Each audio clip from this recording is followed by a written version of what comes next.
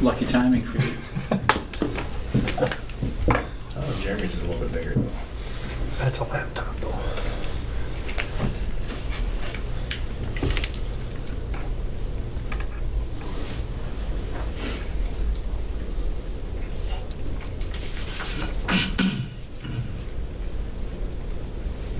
Okay, it is 3 o'clock. We will call the regularly scheduled Hutchinson Utilities Commission meeting to order and begin the meeting by welcoming new Commissioner Troy Pullis and swearing in by Mark Sabora. Troy, if you please stand and raise your right hand and repeat after me.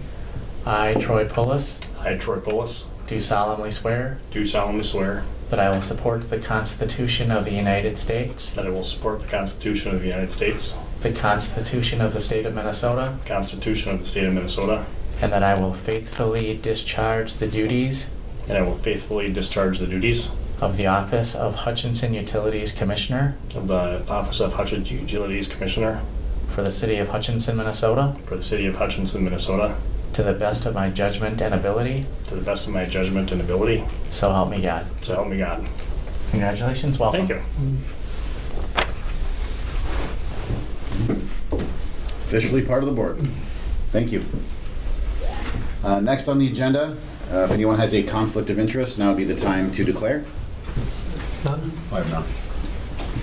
No conflicts. And then we go to the consent agenda. Anyone have anything to pull out of the consent agenda today?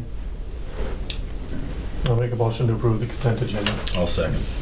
Okay, motion by Matt, and second by Anthony. All in favor signify by saying aye. Aye. Any opposed?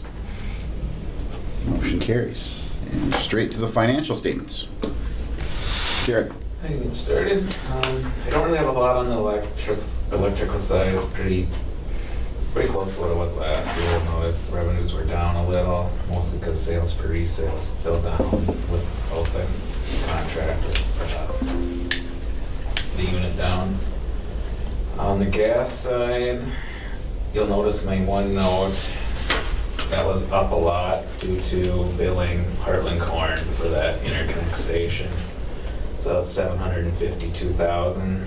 So if you take that out, technically we were down about 150 from last year, March. But I looked and the heating degree days were about 25% lower, March of 24 compared to March of 23. So that's probably why the 19% decrease in usage as well. That's all I had. So does that reimbursement actually hit revenue or just the bottom line? It's in other income. Okay. Yeah.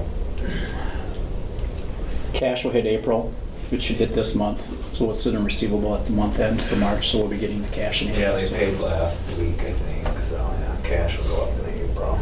So we should see a cash infusion piece there. Yeah, so that was a reimbursement for us, and we'll capitalize that equipment because that is actually our stuff. It's on our transfer point on our site. So the building that you guys approved through the public bid process and the interconnect station, the regulators, all that type of equipment, that'll all be capitalized on our balance sheet at the end of the year. So it's in work in progress, I believe, right now. Yeah, if it wasn't our equipment, we probably would just offset it and not count it as income. But since we actually own that interconnect station, we would have to book it as income. Okay. So that's good to kind of wrap up that piece. Just a couple other things I was going to mention. If you looked at the market prices, they're fairly stable from last month. They were in that $40 range, $41 range. So that's kind of what we've been seeing the last couple months. I anticipate that probably, for certainly through April's financials, probably through May's financials. I think we'll start seeing a tick up here when the weather starts getting a little bit warmer. From that perspective, they are anticipating a warmer than normal summer. So I would anticipate gas prices will start to go up as well. On that side, gas prices right now are really cheap. We saw some gas prices over the last few weeks below $1. Right now they're hovering about $1.40, $1.30 on the spot market price. So if you need gas and you got things to burn, it's a good time to be buying off the market. Most of our stuff obviously is fixed pricing. We've got locked up, so we're in the same situation with a lot of our counterparts, a lot of utilities. They in their hedging program they bought a certain amount of quantity of gas, through the winter and the spring, and it's just been so warm, so we're running an imbalance on our pipeline where we've purchased more gas than we can consume. Thankfully, we have our own pipeline, so we're holding it on the pipeline right now. But in those situations where people don't own that pipeline, they're having to either sell it back at a loss, or they're having to, push it back to a marketer that remarkets it. So we've been watching the imbalance. We're not the only ones. Everyone on our pipeline, New Ulm is running an imbalance, Rutland Corn's running a small imbalance. So we've been monitoring the Trimont station. If it starts to get too big of an imbalance, we can't draw down enough gas, they may ask us to kind of resurrect that imbalance to some level so that we can keep the pressures under control in the pipeline. But without our units, we've had the downtown plant that's been out because we've been doing tuck point in there, the big units out, so we don't really have an ability to burn the gas through generation, or we haven't had the capability to do that, and it just hasn't been warm enough to burn it in heating. So, we're kind of hovering around that 88,000 decatherm imbalance right now. So we're watching that, but from the market pricing standpoint, relatively inexpensive electricity at this point, so we'll kind of monitor that piece as well. Jared talked about Heartland Corn. Otherwise, the financials from for the first quarter looked as tracking as normal. And then the other thing I was just going to mention, a couple of the investments. We've got, if you look at our kind of laddered approach on the investment report, as we've talked about with our investment strategy, we've been moving stuff a little bit more shorter term to kind of mitigate some of our cash flow, some of these big projects we have coming up. So we're starting to ladder that more in that 2, 3, 4 year range to mirror some of that. So we do have some investments coming due this year, a couple $1 million in there with some smaller interest rates. Back in the day we were getting 0.5%, and so now we're able to flip those around into 4 or 5%. So in some of those areas where we can take advantage of that, we'll see some additional increased interest income on that when those things come up. So otherwise, nothing really out of the ordinary that really stood out to me as far as net tracking where I thought it would be. So any questions from any of you guys on the financials? Cash balances still hovering in that over that 27 million. So we're in still good cash position right now. So. Any questions for Jeremy or Jared? None here. I make a motion to approve the financial statements. I'll second. Motion by Kathy and second by Matt to approve the financial statements. All in favor signify by saying aye. Aye. Any opposed? Motion carries. Next item on the agenda is the open forum. I don't see any visitors here today, so we'll move on to communication and hand the floor over to Matt from the city. Good afternoon, everyone. A couple things. City project will start probably next week, the week after that, so beginning of May for street projects. The council has accepted all the bids for the MF field, so both grandstand and the lighting, and that should probably start August on the grandstand. Lighting will probably be September, October, so it all should be done by November 1st. So what's going on? When does Franklin Street project work start? What's that? Franklin Street? I'm not sure exactly when they'll get to that. I mean, so they're supposed to start like that first week in May, but it looks like they started piling all their stuff over on Right off. over by the cemetery there on Oakland, so I'm wondering if they'll start there. So I don't know if they've given an exact date on Franklin yet. All right, thank you for the update. Next, we go to the divisions, and Dave. Dan's down with plant 1 now, completing our relay project that we've been started earlier this year, and that's all getting completed today. And with this nice spring we've had, we're all starting some construction projects, so it's been a nice spring to get some work done. How did the outage fix go? Yes, the outage, yeah. Without leaving the conversation, but we'll have that one now. Yeah, so unfortunate accident on Thursday out on Dale Street. Unfortunately, going along with this relay project, all kind of bad timing when that hit. It took out the west side of the bus downtown, which also burnt up. Basically one breaker didn't open, and so as that was burning and not opening, then took the main breaker. We lost the whole north side of town, the whole west side of town, and some of South Central. I mean, it was a major area. Right.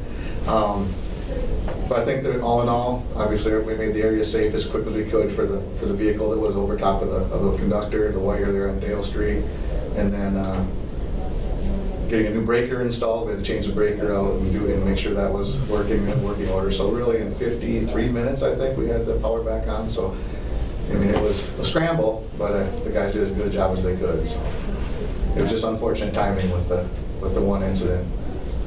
Yeah. Taking out a big, large area. We had the whole town on that side because we're trying to do the relays, so it's just the timing was just not. That's the biggest outage I remember having, really. The biggest one we ever had was probably in 2004 when the transmission line went down and the whole town went down. But that was not as long as this, but yeah, that was a little more exciting when that happened because the whole town was out and we had to get back on the grid. So Well, I thought the response time was excellent. yeah, we appreciate that. Yeah, no, it was a lot happening at one time, so went as good as it could go to get everybody back in. So. Sorry to ask the question out of order, but thanks for the update. No, that's good. I'll save you a little bit of time. Mike? Yeah, so tuck pointing should be pretty close to wrapping up this week. They'll probably be doing some painting to finish up next week, depending on what the weather does towards the end of this week. And then the final phase of the cooling tower will start next week, and then that should finish up Friday of next week as well. And then we should be as far as running, and then we'll talk about the rest of the excitement later on in the new business. So All right, very good. for now. Nothing wrong with a little foreshadowing. Jarrett? Just mention that we have a couple more retirements of the front office staff in the next couple months.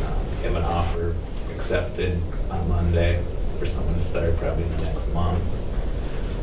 If you remember, we had one retire last year, so our goal with that was to backfill that and then get down to 3 eventually. So we're going to try 3 and see how that goes. That's all I have. All right. Angie? Just busy working with the account coordinator position and natural gas division. Okay. And then with Troy a little bit. I suppose I should ask you, do you have anything in natural gas? No. We're busy working on that as A well. lot, yeah. Yeah. Mark, anything illegal? Nothing today. All right. And back to you, Jeremy. I do have one on natural gas, but I'll kind of go through that. From the legislative standpoint, things fairly quiet down at the Capitol. And we're working through what I would say are kind of minor, kind of energy-related topics that wouldn't have a major impact on us. But a lot of that stuff seems to be still tied up in some of the conference committees, either in the conference committee or some of them has moved out of the conference committee into an actual omnibus bill. We're not seeing a lot of standalone energy bills, which we didn't anticipate this legislative session. Because it's kind of the off year for some of those things, and they're really more concerned about bonding than they're really about energy-related things. So just a little bit of cleanup language on a few things. A couple pieces that we're kind of monitoring is there was a bill proposed to try to reduce the right of first refusal for municipal utilities and utilities that have territories of being able to be a part of transmission projects. So there was some language that was trying to kind of exclude some of that so that it could be more competitively looked at. So we've fought to keep that right of first refusal in those bills. So essentially for us, that would mean if there was a transmission project in our service area or connected in our area, if you guys recall, Missouri River is our kind of transmission provider in the eyes of MISO, but we would have the first right to say, yeah, we want to be a part of that transmission project, or no, we don't, before it would be opened up and bid out essentially to the private sector. So we've been able to keep that in there. The one piece that they're still trying to push on the other side of the aisle is to reduce the amount of time from 90 days to 30 days to make that determination. So obviously we're pushing back because from the municipal world, sometimes the boards don't meet for 30 days. And so, that's obviously an intentional way to squeeze that down and make it harder for utilities to... Those are big dollar items to make such a fast decision. Right. Yeah, who's advocating for that change? Is it the IOUs? Or? Yeah, it's a lot of IOUs, the merchants, people that, investor-owned conglomerates that like to invest in the transmission rate because there's a good rate of return on those things. But the pushback on our side is if these are our transmission facilities and some of these new facilities that are looked to be put in around the MISO grid are connected to our stuff, why wouldn't we have the ability to have some say in type of equipment and things that go into that? Or why are we allowed to share in some of that rate of return when we're once connected to with a lot of our own equipment? So that seems to be going okay. Guys chairing that bill don't seem to have a major concern about that. So really it's the days responding is kind of the last piece that's kind of floating out there on that. So, but otherwise fairly, for the most part, fairly quiet this kind of go around. Just finalizing some things with Heartland Corn and Bryce on the crew chief side with that lateral that was put in. They've got back, they had to do their pigging on that lateral line to create a baseline as far as the quality of that pipeline, and they've identified some anomalies on the pipeline, and so they're going to have to do 3 verification digs like we've had to here, and so we've been working through that with them and our consultant to identify those areas and things that they should be doing. So it's really in their court, but it's been an education process. We've had to work with those guys on. That again, you're in the natural gas industry now and you're running a transmission line, so there's a lot of regulations and things you got to follow, and I don't know if they don't always necessarily think that they need to be done or should be done, and so it's just getting everyone on the same page. Between us, since we're the ones operating and maintaining this facility, we want to make sure we have a solid baseline of quality on that pipeline, because we're the ones that are required to keep that up for audits. So we've had to deal a little bit with that stuff, but it seems like it's going okay, and we seem like we're all on the same page with expectations on there. And then I had a conference call with BP on Tuesday, yesterday. And so our prepaid deal that we're in expires at the end of November 2024. For some of you guys around, when we originally did the prepaid deal with Peak, most of the counterparties in that deal did a 30-year. They were in for the full 30 years. At that time, our board wasn't comfortable locking into a 30-year prepaid deal for natural gas. So we ended up staying in as long as the repricing comes up, and that is coming up here at the end of this year, where they're going to reprice the bonds and then go back out. So they've asked if we want to get into a kind of re-execute the deal that we're in, and if we want to go back in for another portion of that kind of 30-year deal that they're looking to reprice. So when I talked to them about it, they said, I said, what's the time frame that you're looking at for short-term qualified participants? Because they consider us qualified participants since we're a municipal government. In order to do tax-exempt financing, you need to have municipals involved in that. So they're anticipating the repricing will come up in the next 4 to 9 years. They're shooting for like an 8-year kind of repricing structure, where that seems to be where the best discounts are on getting into prepaid gas. So they're offering us 10 cents if we want to stay in short term. So estimated going back into their prepaid deal. Right now we're getting a 6 cent discount. They're saying now with this next one, with the way the tax in the taxable market is, they'd give us 10 cent discount on keeping some of our volumes in the prepaid deal. I did ask them about if we wanted to extend it into a lot longer length of time, what type of discount would we be looking at? And they wouldn't give me the exact discount range because I didn't tell them exactly like what time frame we'd be looking at, but I said if we went into 2048 or we went out further, they said probably in that 20 to 35 cent range for discounts. So I'm going to be doing a little bit of quantifying of what's in our stuff now. What are our volumes that we've got already pre-purchased, and what portions of that pre-purchased gas are in prepaid deals. And I'll be sending you guys some things to think about. They need to have a decision. No, the problem is they need to have a decision by June, because they've already been working on the documents, and they're going to be repricing this stuff here in the fall for execution beginning of next year. So they said there's some time sensitivity to it. I told them that we'd have to look at it because we were already looking to reprice some of our purchased gas into a different prepaid deal on one of the boards I sit on, and that was a little bit bigger discount. But with that deal, we're having a hard time finding the quantities of volume to make a prepaid deal work. So we've been working on that one for 8 or 9 months. We haven't been having enough volume to do that. Whereas with BP, since they're one of the largest suppliers of gas, they've already got the customers. So it'd be an easier transition for us just to go with this deal. So I'll be working on some of that, but kind of keep that in the back of your mind. I told them, hey, we only have one more board meeting in May, But I said if we need to get together and we want to do something shorter term, we can certainly do that. So they said they'd be willing to come and talk to you guys, again, if you have some concerns about getting into a prepaid deal. The one thing I recall that we talked about back in 2018, which was a concern, was if we could use the quantities of gas, how would that be handled? And there's a mechanism in these deals that if you can't use a quantity of gas because something happens or your customers leave town, they would remarket the volumes to one of their other, buyers. So the risk of locking in long-term really isn't a huge concern for us getting stuck, not being able to use the quantities, but we could work through that a little bit more as we move forward. So just kind of working on that piece to see where we're at, because it does save us several $100,000 a year, even at the 6-cent discount, because of the volumes that we're running. So if we got in the 10, we'd probably be looking at $500,000 worth of natural gas savings, and that's real money, for our customers. So, and if we wanted to do more savings, we could get into a longer contract, but it really depends on the comfort of the board. So we're kind of working on that prepaid deal, and I said I'd get back to it, but I need to look at the volumes and the numbers, because the stuff that I'm seeing here is just, I got different information, and I'm not quite sure what's what. So they sent me all that information on Tuesday, so I just got to take a chance to sit through it. Generally speaking, I think the prepaid contract we entered into was a good thing. Yeah. And good savings, so I'd think favorably about that again, and just do your analysis on whatever term you'd be comfortable with and bring it to the, present 2 or 3 options or whatever you might think would be appropriate, and we can make a decision from there. Sounds good. Okay. So that's what I got at this point. All right, thanks, Jeremy. Item number 6 on the agenda is policies. We had 2 up for review.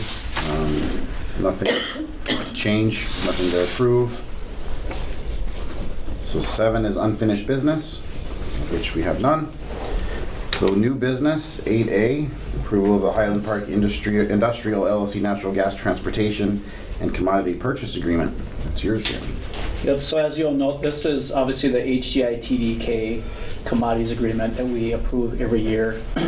If you recall, I think at the last board meeting, we actually had the board approve an amendment to it, basically allowing the rights of that contract to be moved over to Highland Park, who now owns the property there. So I did talk with HTI staff, and I said it's just cleaner for us to revise the entire contract and make it specifically for Highland Park, since they're the account holder, and not have all these amendments to an original agreement. So I went through and cleaned up the contract, tweaked a few things as far as the terms, because we're only going into 1-year terms.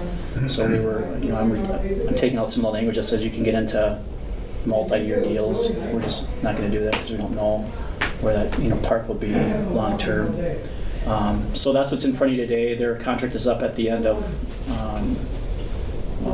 April, and so we just need you to approve their energy commodities agreement where they're buying gas. We're purchasing the gas for them at the Ventura, plus first of the month plus pricing on their volumes. So that's what's in front of you today. So every place that you'd see, it's now called Highland Park. They're the ones that are managing the fuel, the transportation, and then they're divvying out to all their leases in the park. So, Okay. I'd make a motion to approve the Highland Park Industrial LLC Natural Gas Transportation and Commodity Agreement. I'll second. We have a motion by Anthony and a second by Kathy to approve the Highland Park Industrial Agreement. All in favor signify by saying aye. Aye. Any opposed? Motion carries. Next, review of the 2023 annual benchmarking report. Dave? Well, since we just talked about one of our largest outages we've had, it's probably In the history of... probably a good time to discuss our award for being excellence and reliability. Well, I don't think that, it's not fair when a car takes something out. No, you're right. We can't do anything about that. So no, this is our annual report for all of our benchmark we do on our outage statistics over the last year, over 2023. So we use the American Public Power Association's e-reliability tracker to track all of our outages and our restoration times. And this report basically compares us to the other utilities that use the APPA software, and there's roughly 324 of those utilities. We then use this information to better understand what causes our outage, where our outage is coming from, and how long is our restoration taking. And then we can then take that information to better budget and concentrate on where to improve those areas in our system. So that's what we've done over the years, constantly, continually, over the last 20 years. I kind of wanted to summarize that report a little bit. Basically, you're looking at 3 different benchmarks. It's the SAIDI, the SAFE, and the CAIDI. So the SAIDI is the system average interruption duration. That's in minutes. Basically what that is if you're a customer of Hutch Utilities, you can expect to have an interruption in power less than 2 minutes per year. That takes the total amount of customers we serve. And again, ours was less than 2 in our region compared to utilities in our region, which is the upper Midwest. The average there is 46 minutes, so we're doing as good as we can possibly do there. Safety is a system average interruption frequency, and this is basically if you're a customer, again, this is the amount of times you can expect to be out of power. And we're at 0.12, so not very often, obviously, and the average in our region is 0.58. So that's, again, gives us a good benchmark of where we're at with our system, that we're doing the right things, we're putting the right improvements in that we need to. And then the CAIDI is probably the one that I look at most as your restoration time. It's the customer average duration, interruption duration index, and that is if you're a customer and you have an outage, how long can you expect that outage to last? And we're averaging 15 minutes, and in our area, our region is 76 minutes. So again, that's the one we kind of hang our hat on, is how fast. We know power's going to go out, but how fast can we get it back? That's kind of where we like to concentrate. What can we put in place to get power restored as quickly as possible? So in all those numbers and all those things that we do, again, we're as good as we're getting there. We're doing very well. We're recognized for our excellence and reliability through APPA, and that's kind of what this is all about. So. And with that on there as well is is our recognition from APPA. So that's it on that. If there's any questions. Yeah, excellent work. I think that for the utility as a whole, those are excellent metrics to show the good work that's being done. So, thank you. Any questions from the rest of the commission? Comments? Well, I'll just add another comment on it. We've talked about it every year because you've gotten the award for so long. It's a group effort. Your guys, staff and managers work hard and focus your CapEx plans appropriately to maintain reliability, and I think that's been a core value of the commission as well. So you guys are doing a great job executing that out. And Troy, since this is your first board meeting, we've been a RP3 designated reliability public power provider for 20, 30 years. Yeah, it's going on 20. Mm-hmm. Yeah. So these numbers are fantastic, but it's right in the ballpark of where we've been for a couple, 2-3 decades. So. And to piggyback on that, it also coincides with the commission allowing us to invest in the system year after year after year. So that's a big thing too, because it costs money to do it. So that helps. Thank you very much. Next to 8C on new business, requisition for a vacuum excavation machine. Jeremy or Dave? Go ahead, Dave. Okay. The 2014 vacuum excavation machine is up for replacement for our fleet replacement schedule. The staff is recommending the 2024 Ring-O-Matic 550. It's off of the state bid, state contract. We budgeted $95,000 for this. It came in a little higher through the contract than we anticipated. However, they are allowing us $33,000 on our trade of the current machine, which we think is a pretty good trade number for that 10-year-old machine. So basically the net purchase will be $73,784. So looking for approval to purchase and trade the old one for them.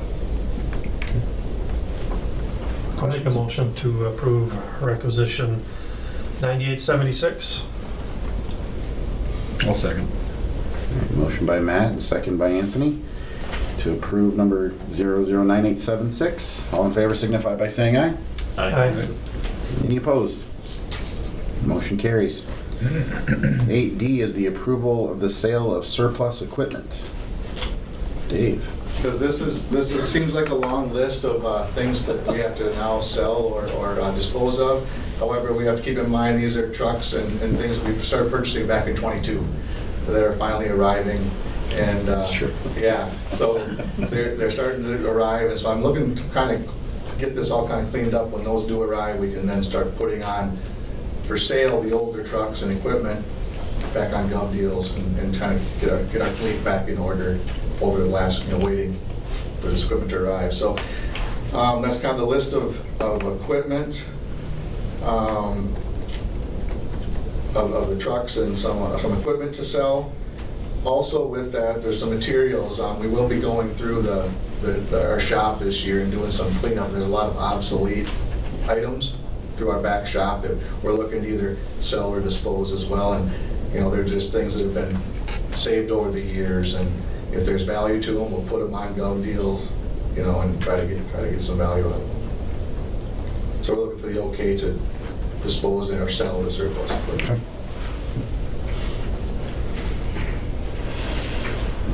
Okay. Questions from the commission? Not here. I make a motion to approve the selling of surplus vehicles, equipment, and materials. I'll second. Okay, motion by Kathy and second by Matt. All in favor signify by saying aye. Aye. And any opposed? All right, that brings us to 8E, the LM 6000 update. All right. Who wants to jump right in on that one? Need some coffee or water or? No problem. Troy, this is the heavy part of the agenda. Yeah. So at the last board meeting, we had talked, about some different options that were out there. The three options.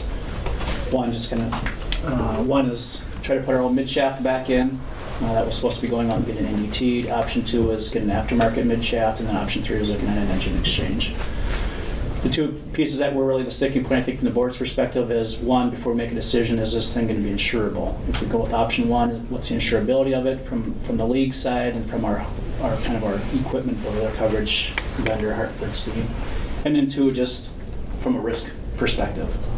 So I had a conversation with our insurance company back on Monday, April 15th, where we talked about the insurability of our existing unit if we put our own midshaft back in with a duty to warn on it.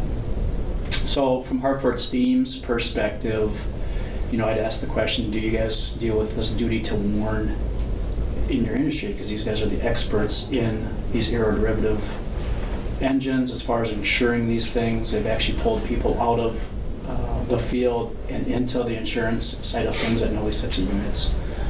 At that time, both of our insurance companies said we have never come across a duty to warn, so we're not quite sure really what that means from an insurance standpoint. So I was a little kind of surprised that we haven't heard that, or that they haven't heard that. In any case, what it really boiled down to is they weren't going to give us an answer, yeah, we're going to insure it, we're not going to insure it. What we're going to do is we're going to go down and inspect your engine. So we want to set up a time to go down there and inspect it. By the way, we want to make sure there's HUC representation there so that we can ensure that we have these conversations. My concern when I talked to them was, well, this thing could be in 1 million parts, so does it really pay to go down and take a look at this thing because there could be parts all over?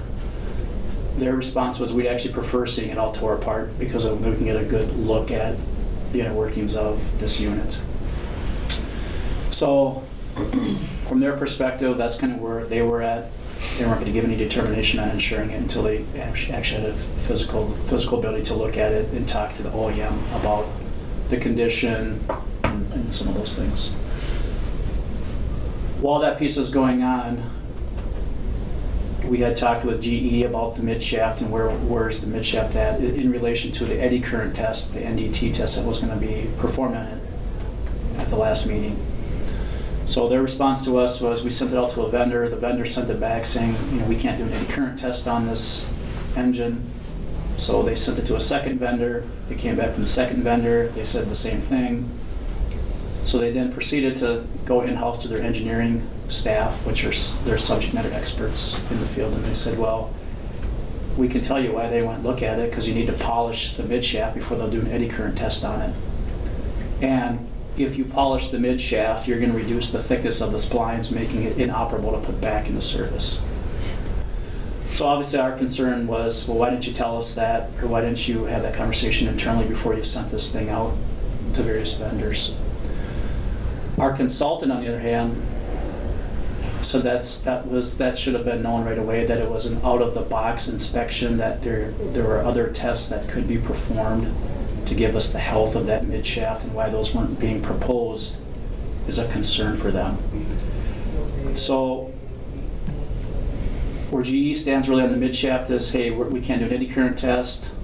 Our vendors aren't going to do an eddy current test. We don't have a refurbished or a mid shaft anywhere that we can find that meets what would be our tolerances. So they have no other option for us on the mid shaft, other than us putting our mid shaft back in, having it recoated, putting it back in, and then have this duty to warn on our engine, which we're going to anyway because we're not going to do all the NSRs. So we went down this path for 4 weeks, and we're in the same boat that we were a month ago. Option 2, our consultant Mike and I don't feel that's even an option anymore, because we're going to spend $700,000 roughly to get a refurbished mid shaft that's going to go down the exact same path as our mid shaft. So we're not in any better position with option 2, and we're going to spend another $650,000 to buy that one. With option 3, we proposed to them, hey, if we go down this engine exchange, your proposal is only good through April 19th.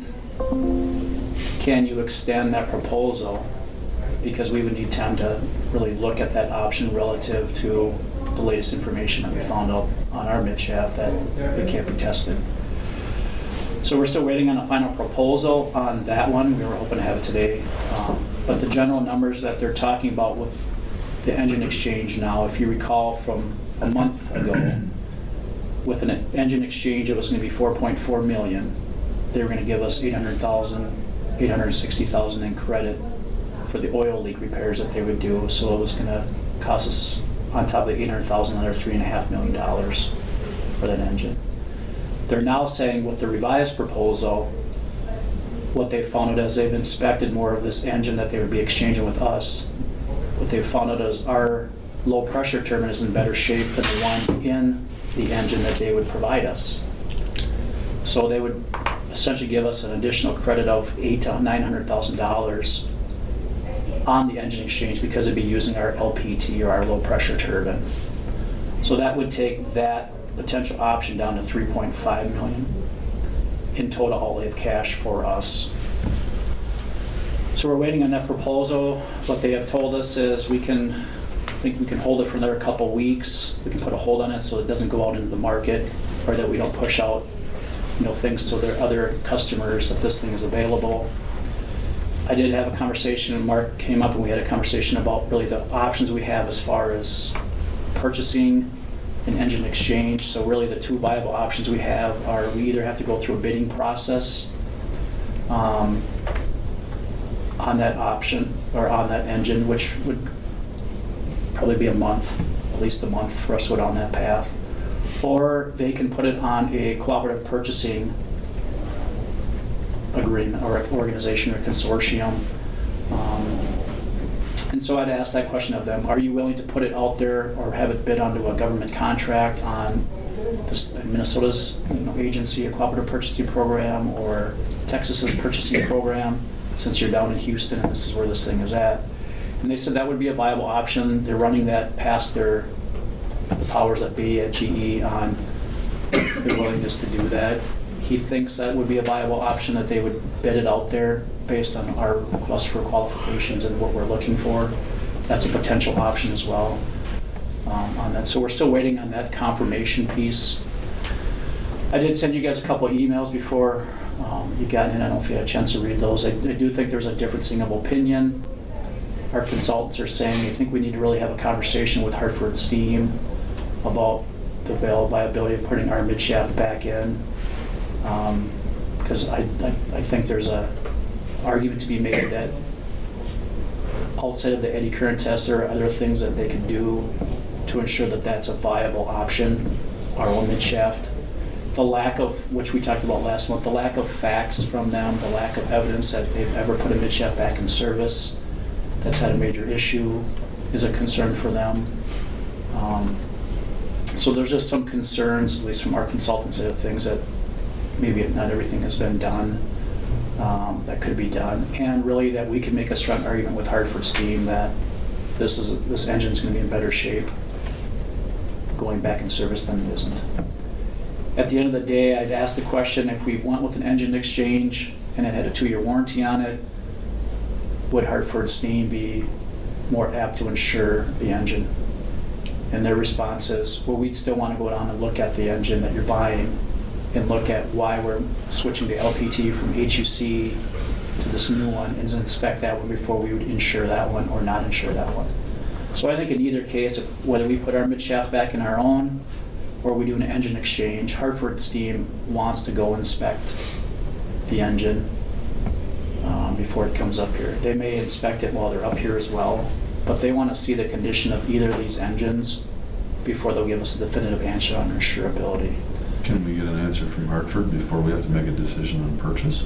So that's where I left it. So I had floated that back right before I got in here to our side, which is AJ Gallagher, and then Anthony Russo is our subject matter expert on our side, who's been working with Hartford Steam.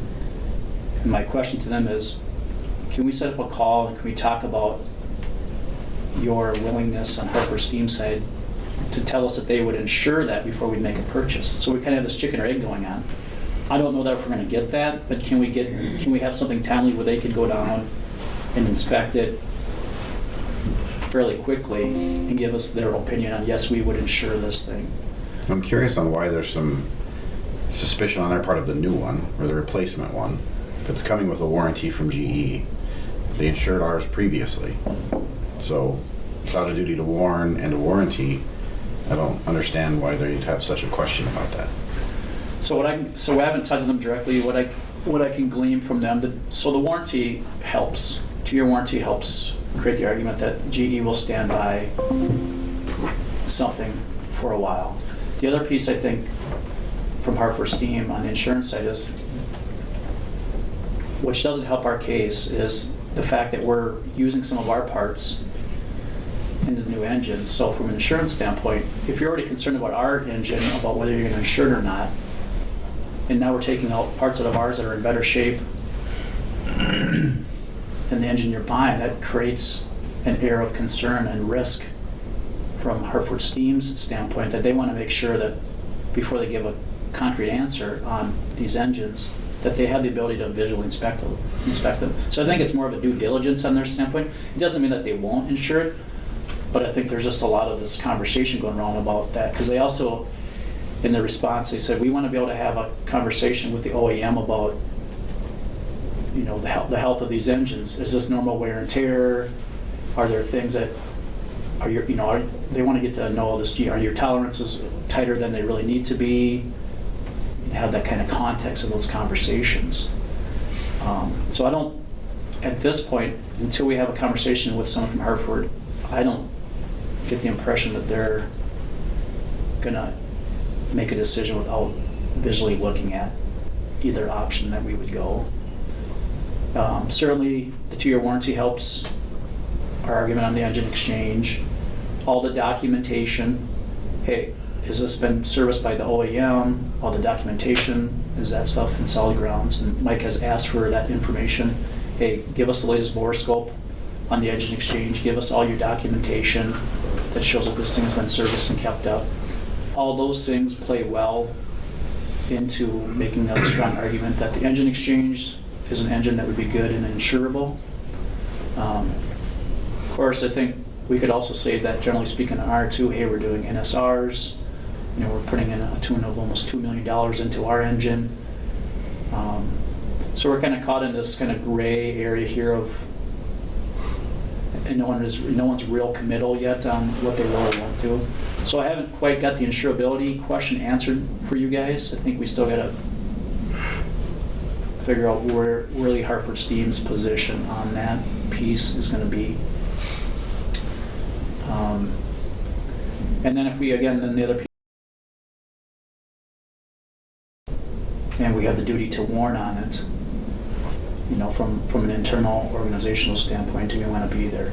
I was a little perplexed that they said both AJ Gallagher and Hartford Steam and Anthony Russo out of the Chicago office have never come across a duty to warn definition, so they're a little perplexed in what does that really mean, and I think that's part of the flight down there by them is what this duty to warn means. What from you guys? Does it mean it just doesn't meet your specs? Does it mean something different? Because I was a little, like I said, perplexed that they haven't come across that. And these guys specialize in engine insurance. There's not that many carriers in that line of There business, isn't. so you'd think that they'd have been exposed to that. Right. Tells me probably one of two things. Anytime something comes with a duty to warn, nobody does the project. Or GE's making this up. What I thought was interesting from Brian's perspective, our consultant, he had said at the end of the meeting, he had no concern with Hartford Steam going down there from the perspective of these large insurance carriers that specialize in this type of equipment years ago had been pressured into finding subject matter experts to put on insurance carriers' side of things. And he said Hartford was one of the only ones that did that. They've actually brought people from that industry that have worked on these engines, that know these things inside and out and know risk. So they brought these engineers from that sector in. So he said, I have no concern with them going down because they're going to know what they're looking at. Now, I also know sometimes they're going to look at a lot of detail, right? And they're going to be very cautious about their determinations. And so, you know, I think that's going to take a little bit of time. So can they simultaneously look at both the replacement and our current engine, you know, in the same trip to let us know, you know? If Not really, because they won't be able to see the inside of the replacement engine unless we commit to it. So we have to kind of they decide want us to take it which way we want to go. Yeah, well, to put the LPT out of our engine into the exchange engine, we would have to commit to it. Makes sense. And that's when So Hartford would we need want to it. make a decision, sounds Well- like, which way we want to go. And then, Unless Hartford would be okay with the information that we requested, like the most recent bore scope, and they would see the condition of our LPT, the condition of the LPT that's in it. So it depends on if they're okay with the information that we could provide, like Jeremy. and all this needs to happen in under 2 weeks, in GE's perspective. That's what we're hearing, that's what he said, but we haven't gotten a proposal yet either on that piece. But we were clear with them on the phone, like if we have to go down one of these processes, it's gonna be a month before we're ready to go, so, you know, I said we can have a conversation and kind of come up with what we think is the best option.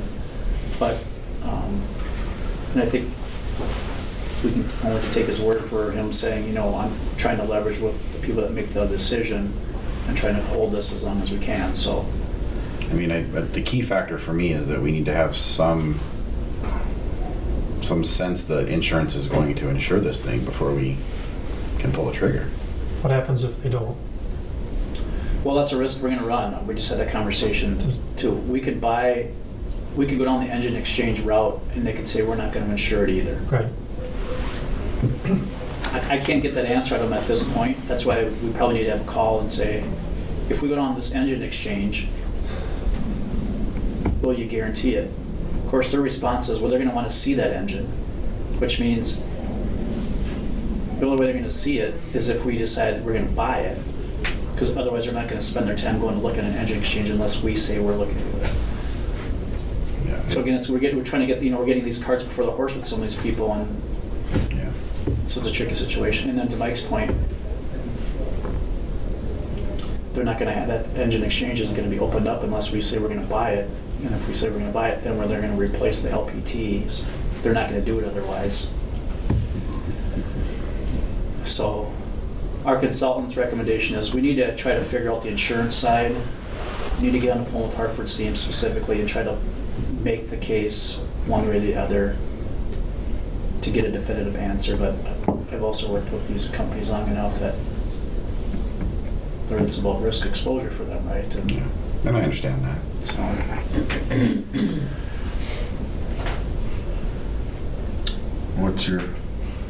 What's your ask of the commission? today, probably nothing. I would anticipate probably trying to get together next week. If you guys some availability. I think I need to try to get a more definitive answer on in Hartford Steams, if they'll change their approach on, hey, we want to look at either of these regardless. I thought maybe the sense of the 2-year warranty and his records, and maybe that will change some of their mind. But I would, I guess, ask at this point that you guys try to be flexible if you can, if we need to get together and come up with a decision one way or the other. Yeah. I know the last meeting too was do some cost analysis and some payback, so I'll work through that piece here over the next few days on that piece. Can you also dust off the most recent electric production P&L that you have? I think that'd be nice to set a foundational knowledge of the value of electric production division. Yep, we can do that. I don't know if you have to do a new one, maybe just dust off the most recent one. Yep. Yeah, I got the one through 2023. Okay. Questions?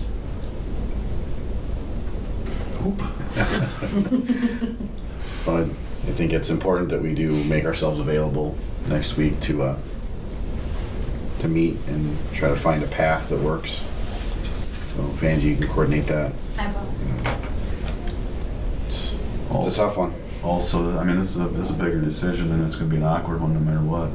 So if commissioners have questions for Jeremy in the meantime before our meeting, feel free to ask and meet with him. We've never done this before, right? So we will align ourselves with experts like a consultant for a reason, I suppose. Find the people that can add to the equation and trust their advice, probably. I think. Yeah. In the absence of anything else convincing, probably where I'd.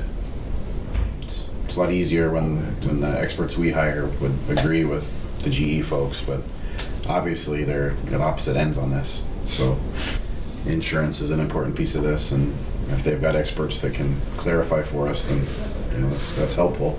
It might not give us the answer we'd hoped for, but still, it's helpful. Was there ever an option for a new replacement?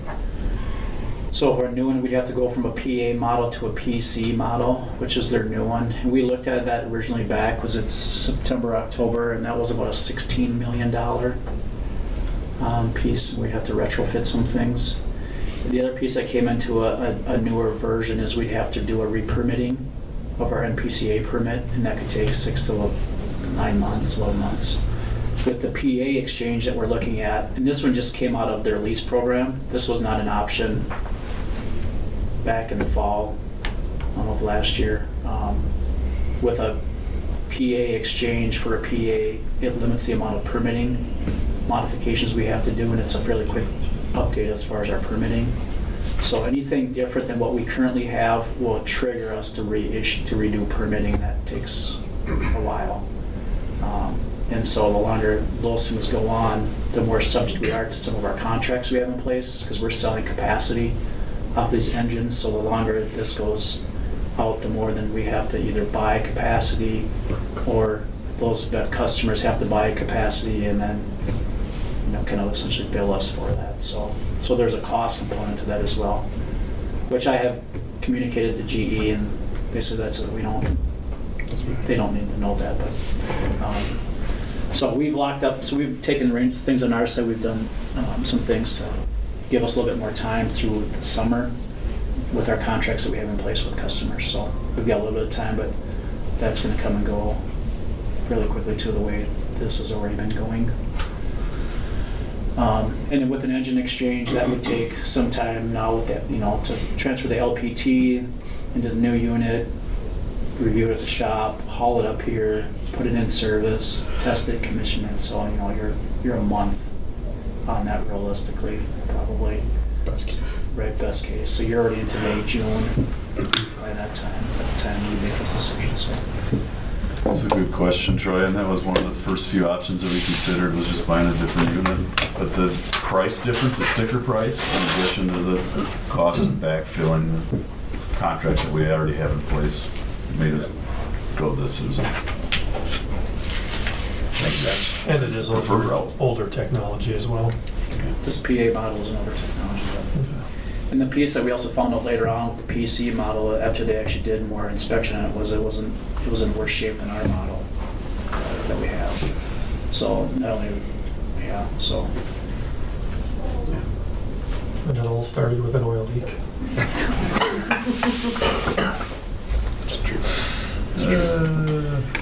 All right, so Angie, you'll coordinate with the commission? Yes, I All right, well, we'll make ourselves available the best we can. will. I'll send out the email tomorrow. Okay.